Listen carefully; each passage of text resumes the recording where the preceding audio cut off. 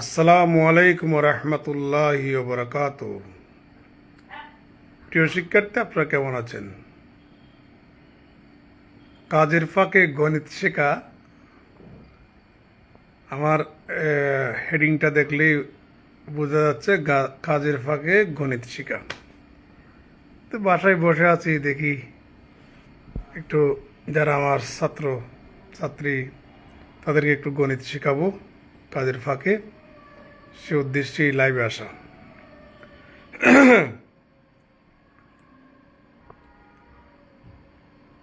তো আজকে আমরা একটু ফাংশন সম্পর্কে আলোচনা করব।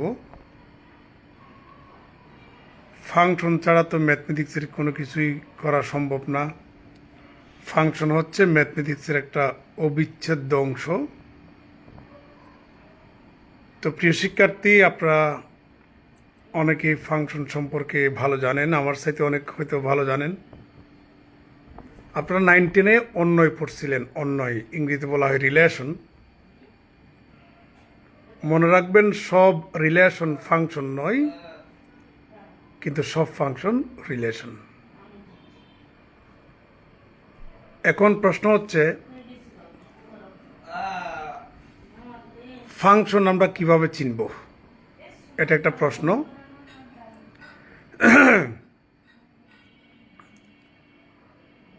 যেমন আপনারা যে KPM কর্ণফুলী পেপার মিল, ওখানে এই পেপারগুলো তৈরি হয় কিন্তু বাঁশ দিয়ে। আমরা যদি পেপার মিলে বাঁশ ইনপুট করি, তাহলে আউটপুট হিসাবে আমরা পাবো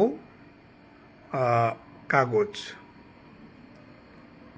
এক্ষেত্রে কর্ণফুলী পেপার মিল তথা KPM এটা হচ্ছে ফাংশন। আর যে বাঁশগুলো আমরা ইনপুট করি কাগজ পাওয়ার জন্য,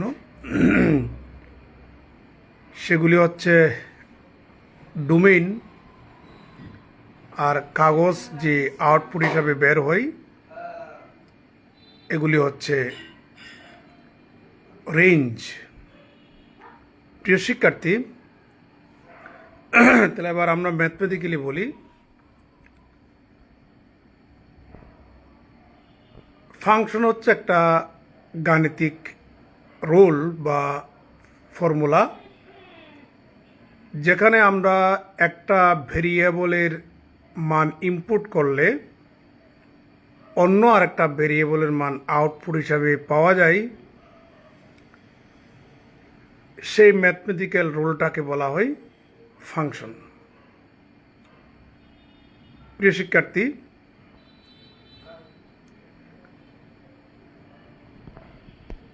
ফাংশন আপনি গ্রাফের মাধ্যমে আইডেন্টিফাই করতে পারবেন। যেমন যদি আমরা কোন একটা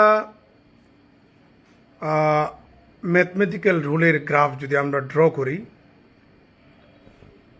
যদি উলম্বভাবে আমরা ড্র করি, একদম ওয়াই অক্ষের সমান্তরাল যদি কোনো একটা লাইন আমরা ড্র করি, যদি ওই লাইনটা গ্রাফে একটা পয়েন্টে যদি ইন্টারসেক্ট করে, তাহলে সেই গ্রাফটা হবে ফাংশনের গ্রাফ। আর যদি একের অধিক পয়েন্ট যদি মিট করে, তাহলে সেই গ্রাফটা ফাংশনের গ্রাফ নয়। এক্ষেত্রে আমরা যে ভেরিয়েবলের মান ইনপুট করব, সেই ভেরিয়েবলটাকে বলা হয় ইন্ডিপেন্ডেন্ট ভেরিয়েবল অথবা আর্গুমেন্ট। আর আউটপুট হিসাবে আমরা যে ভেরিয়েবলের মান আমরা পাই, সেই ভেরিয়েবলটাকে বলা হয় ডিপেন্ডেন্ট ভেরিয়েবল তথা এন্ট্রি। প্রিয় শিক্ষার্থী, এই যে ডিপেন্ডেন্ট ভেরিয়েবলের মান আউটপুট হিসাবে পাওয়ার জন্য, আউটপুটটা অবশ্য অর্থবোধক হতে হবে, মিনিংফুল হতে হবে।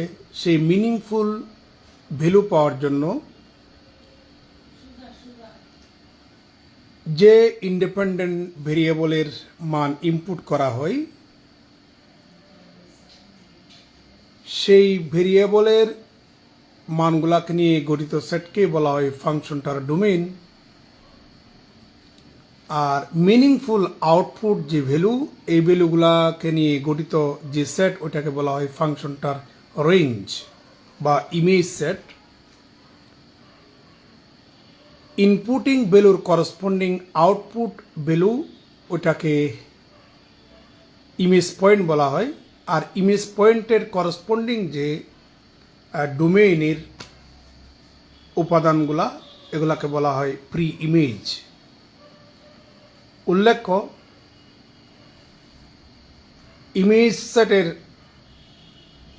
ইমেজ সেট হচ্ছে কুডোমেইনের একটা সাবসেট, আর কুডোমেইনটাকে ইমেজ সেট বা রেঞ্জ সেটের সুপারসেট বলা হয়। প্রিয় শিক্ষার্থী, যদি আউটপুট যদি রিয়েল নাম্বার হয়, ফাংশনটাকে বলা হয় রিয়েল ভ্যালুড ফাংশন। আর ইনপুট এবং আউটপুট উভয়টা যদি রিয়েল নাম্বার হয়, ওই ফাংশনটাকে বলা হয় রিয়েল ফাংশন। তাহলে রিয়েল ভ্যালুড ফাংশন এক জিনিস, রিয়েল ফাংশন অন্য জিনিস।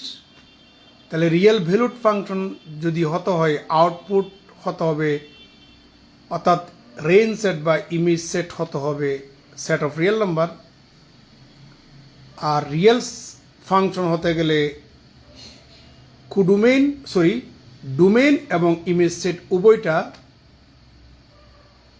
রিয়েল নাম্বারের সেট হতে হবে।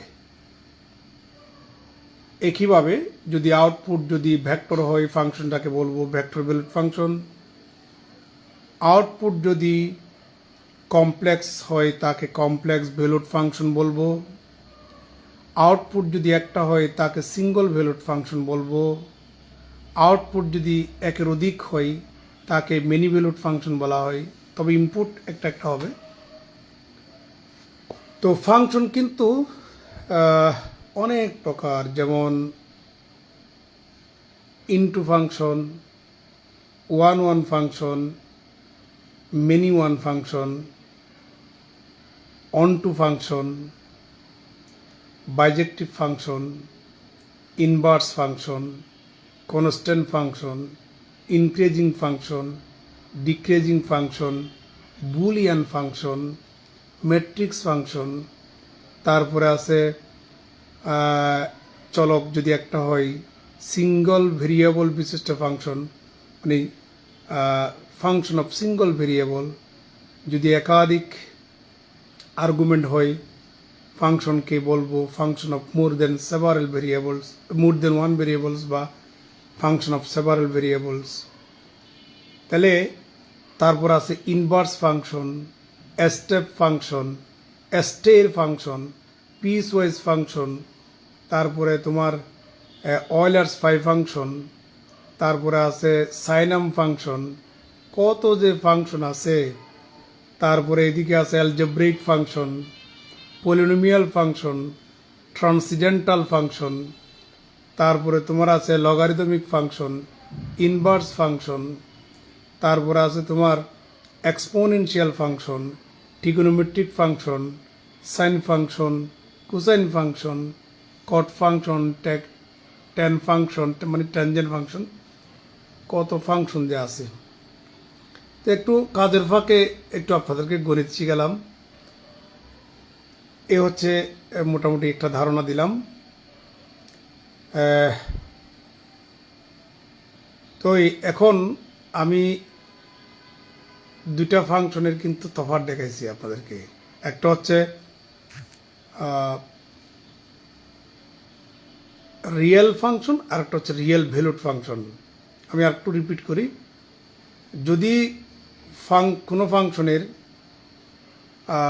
ডোমেইন এবং রেঞ্জ সেট উভয়টা তোমার